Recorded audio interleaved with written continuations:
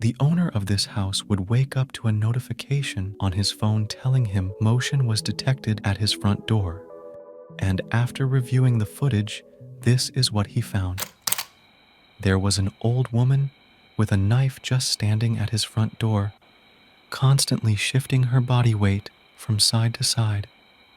The woman can be seen awkwardly holding and looking at the knife, as well as constantly glancing all around her.